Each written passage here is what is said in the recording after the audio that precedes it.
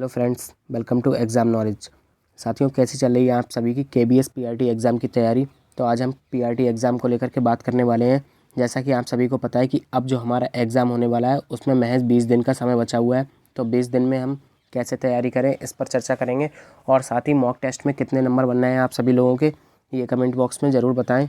जैसे जैसा आप सभी को पता है कि परीक्षा की तिथि नज़दीक आती है, जैसे जैसे हमारी एग्ज़ाम डेट आती है वैसे ही मन में बहुत ज़्यादा टेंशन होने लगती है और पढ़ाई में मन नहीं लगता है। तो अभी सबसे ज़्यादा टेंशन ये है कि हम लोग किस तरह से तैयारी करें, कितना सेफ स्कोर होने वाला है। तो बहुत से लोग कह रहे हैं कि 150 प्लस होगा या फिर 130 होगा। तो साथियों, ये तो जब हम एग्ज़ाम देंगे तो उस पर डिपेंड करेगा कि एग्ज़ाम का लेवल कैसा आएगा। हो सकता है इतना भी कम पड़ जाए, हो सकता है इतने पर भी हो जाए। तो अभी इस बात का प्रेशर नहीं लेना है कि कितना सेफ स्कोर रहेगा, क्योंकि अभी हमें क्या करना है, अच्छे से अपनी स्टडी करनी है और अपना पूरा 100% देना है।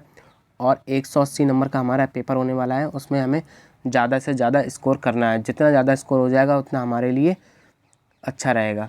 तो अब हम बात करते हैं साथियों अपने, ये मेरा मॉक टेस्ट है जो मैंने दिया था textbook.com पर। तो आप देख सकते हैं, और ये पहला ही मॉक टेस्ट है जो मैंने 28 जनवरी को अटैम्प्ट किया था। तो आज इसका एनालाइज़ करने वाला हूँ। और साथियों, आप बताइए कि आप लोगों के मॉक टेस्ट में कितने मार्क्स बनना है, कमेंट बॉक्स में ज़रूर बताइएगा। और साथ ही चैनल को सब्सक्राइब करिएगा। देखते हैं,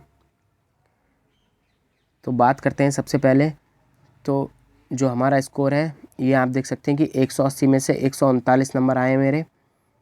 और वहीं आप टॉपर के देख सकते हैं तो 179 मार्क्स हैं टॉपर के। हालांकि ये तो मुझे फेक लगते हैं। आपको कैसा लगता है कि 179 स्कोर कोई कर सकता है या नहीं? वहीं आप एवरेज स्कोर देखेंगे सभी स्टूडेंट्स का तो 110.45, यानी कि लगभग 111 आप मान सकते हैं कि एवरेज स्कोर है सभी बच्चों का। और एक्यूरेसी की बात की जाए तो 77.22%, यानी 77% एक्यूरेसी है। और परसेंटाइल आप देख सकते हैं तो 94.51 परसेंटाइल बनी है। तो आप इस टेस्ट में देख सकते हैं कि 139 नंबर लाने के बाद भी हमारी जो रैंक है वो 32,000 में से 32,261 में से 1,772 रैंक बनी है। अब हम देखते हैं कि हमारा सेक्शन वाइज कैसा रहा है, कि कितना स्कोर कौन से सब्जेक्ट में किया है। तो आप देखें तो ये है हमारा सेक्शन वाइज। इसमें जो हमारा सबसे पहले पार्ट 1 आता है जो कि भाषा से संबंधित है, लैंग्वेज प्रोफिशिएंसी, जिसमें कि आपका 10 नंबर का हिंदी आता है और 10 नंबर का इंग्लिश आता है। तो टोटल 20 में से हमारे 16 नंबर सही हुए हैं और 4 प्रश्न हमारे गलत हुए हैं। और वहीं बात की जाए जो पार्ट 2 है, जिसमें कि जीके, रीजनिंग और कंप्यूटर आता है और करंट अफेयर्स, तो ये 20 नंबर का आएगा टोटल चारों को मिला करके। तो इसमें भी 16 नंबर आए हैं और 4 प्रश्न इसमें भी गलत हुए हैं। वहीं बात की जाए तीसरे पार्ट की, जो कि एजुकेशन एंड लीडरशिप की बात करता है, यानी कि आपकी पेडागोजी की, जो कि आपके एग्ज़ाम में 60 नंबर की आने वाली है। तो यहाँ 60 में से 43 नंबर मिले हैं, 43 नंबर आए हैं। और साथ ही आपको बताएं कि 17 प्रश्न हमारे गलत हुए हैं। अब बात करते हैं सब्जेक्ट स्पेसिफिक की, यानी कि विषय से संबंधित, जो कि पार्ट 4 है आपका। तो पार्ट 4 में जो आपके सारे सब्जेक्ट हैं ये 80 नंबर के आने वाले हैं, जिसमें आपका 20 नंबर का मैथ हो गया, 20 नंबर का इंग्लिश हो गया, 20 का हिंदी हो गया और 20 नंबर का ईवीएस हो गया है। तो इस 80 में से, टोटल 80 में से हमें सब में मिला करके 64 नंबर मिले हैं। तो 16 नंबर यहाँ गलत होते हैं। बात कर लिए जाए अगर ओवरऑल सभी की मिला करके, तो 139 नंबर मिले हैं 180 में से, और वहीं 41 प्रश्न हमारे गलत हुए हैं। और टोटल बात की जाए तो हमने 139 मिनट लिया है, यानी कि आप देखेंगे कि 2 घंटा 20 मिनट के आसपास हमारा टोटल समय लगा है। अब इसके बाद साथियों क्या होगा कि हमारा जितना भी स्कोर किया है, ये तो हो गई मॉक टेस्ट की बात।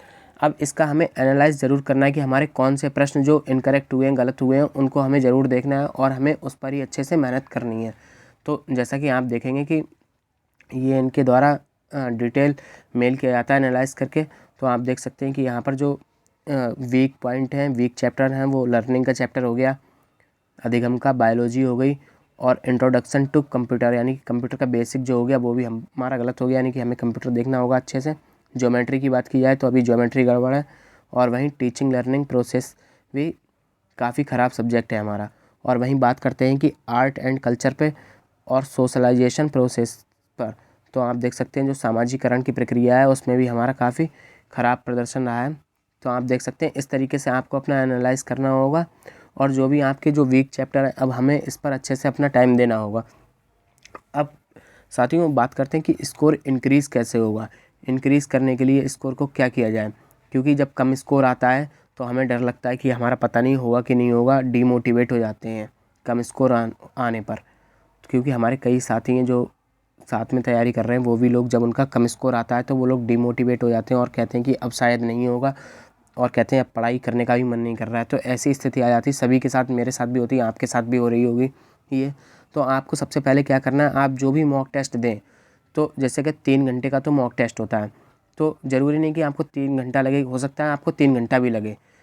उसके बाद में जो आपके प्रश्न गलत होते हैं, जो भी आपके रॉन्ग प्रश्न हैं, उसको आप आधा घंटा या फिर 1 घंटा ज़रूर दें। उसका एनालाइज़ करें कि ये कौन सा प्रश्न किस चैप्टर से गलत हुआ है। जैसे कि इन्होंने ये चैप्टर बता दिए कि इन चैप्टर से हमारा ये प्रश्न गलत है, तो आप लोग उस चैप्टर को अच्छे से पढ़ें, और फिर उसके बाद जब आप अपना दोबारा से देंगे एग्ज़ाम, जो भी मॉक टेस्ट देंगे, तो उसमें स्कोर आपका ज़रूर इंक्रीज़ होगा। और वहीं बात की जाए कि अब हमें कैसे तैयारी करनी चाहिए, तो साथियों अब ये लास्ट टाइम है, अब हमें कुछ भी नया पढ़ने की ज़रूरत नहीं है, कि अब जितना भी सिलेबस हुआ है कंप्लीट सही है। तो सबसे पहले तो हमको देखिए, जो हमारी हिंदी हो गई, हिंदी जो आपकी है ये 30 मार्क्स की आने वाली है। इंग्लिश की बात की जाए तो इंग्लिश भी आपकी 30 मार्क्स की आने वाली है।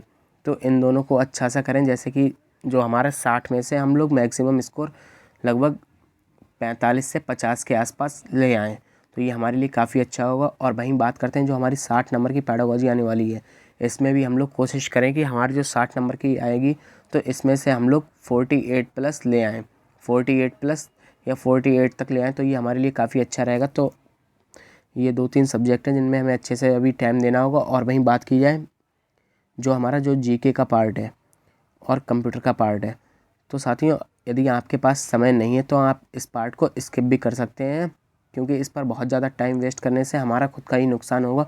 और यदि आपके वो सारे चैप्टर, सारे सब्जेक्ट अच्छे हैं और आपके पास समय बचता है, तो आप इन पर समय ज़रूर दीजिए, क्योंकि आपको भी पता है सिलेक्शन के लिए एक एक नंबर बहुत ही ज़्यादा इम्पोर्टेंट हो जाता है। पर यदि समय नहीं है तो इन पर टाइम वेस्ट करने से अच्छा है कि हम जो ज़्यादा नंबर के सब्जेक्ट आ रहे हैं उन पर अपना टाइम दें और अपने स्कोर को इंक्रीज़ कर पाएँ। तो आप लोगों का कितना स्कोर बनना है कमेंट बॉक्स में ज़रूर बताइएगा, और साथ ही अपने चैनल को सब्सक्राइब करिएगा। Thank you.